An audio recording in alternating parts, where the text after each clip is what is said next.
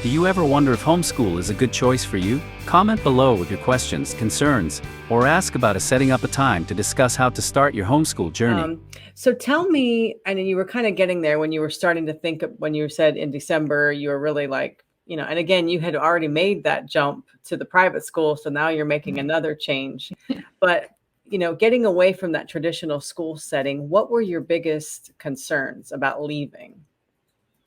I mean, gosh, it's of course that we're all taught that you go to school in an institutional setting. It's what everybody does, right? Everybody. And so I think to do something that's counterculture or against the norm gives you a little bit of consternation and even self-doubt, right? Like questioning myself as to whether or not I would be able to meet their academic needs and to be able to customize their learning so that they could excel every day and enjoy the process. So I think for me, that was the biggest hurdle to get over, was understanding that I could provide them with the foundation and with the structure that they needed, and it didn't have to take place in a traditional setting.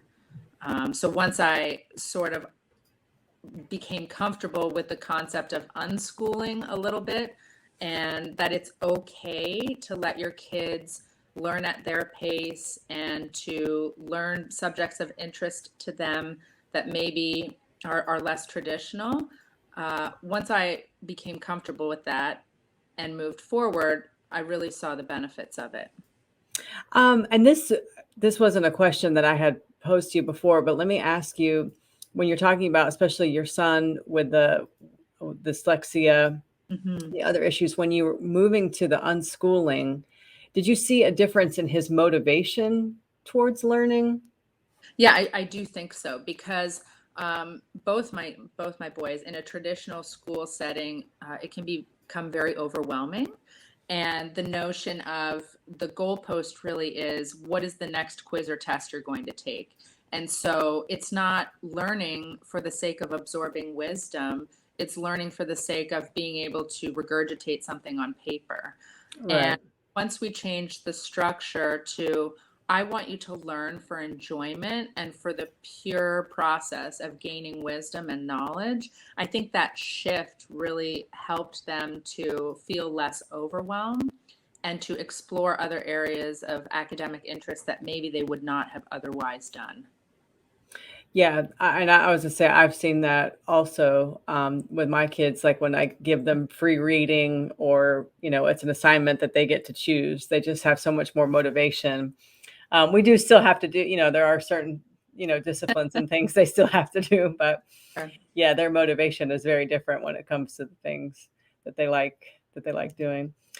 So describe the transition to homeschooling. So you said in December, did they kind of finish the semester? And then did you use the same curriculum that the Catholic school was using? Or did you, like you said, you were looking at their needs and how they learn. So what were some of the changes that you made as far as curriculum and even as far as timing? Because I know Hmm. some, like with my kids, like I don't make them always work as long as maybe they would on like as they would in the school. I give them, 25 minutes and then a break. Right. So did you make some changes like that? Yeah, a lot of changes. I mean, we essentially didn't keep anything that they had been doing from Catholic school. And I will say something that I didn't realize initially when we made the decision was that it is a little bit more challenging, in my view, to start the homeschooling process mid-year, because Mm. many accredited programs want you to start at the beginning of the school year, and there's no methodology for you to start in the middle of their programs because a lot of them are structured online learning.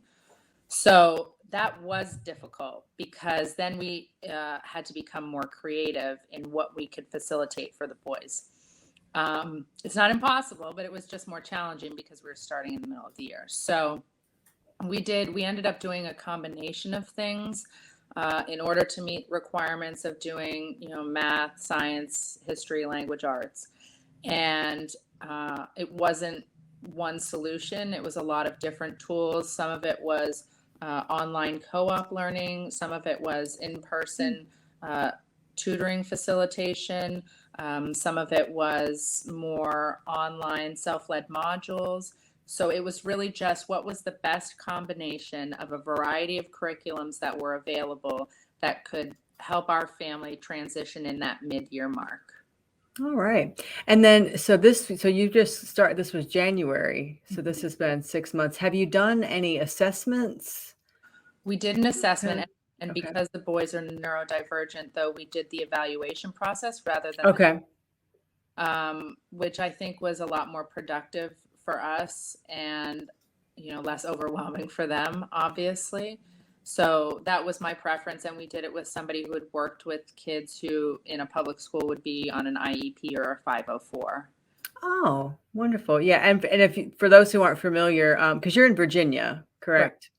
In Virginia, if you're not doing religious exemption, you are required to submit some type of an assessment or an evaluation, as Megan mentioned, and those can be done by anyone with a master's degree with knowledge of the child's academic progress. So it's just it's a very simple letter that has to be written. Of course, it has to be backed up by some type of information, by that person who's doing the evaluation. But yeah, I used to do the CAT assessment with my kids, and then last year I started the evaluation process, and I like it better. Yeah, we actually do year-round math, and so for math in particular, we're only maybe 2/3 of the way through the curriculum.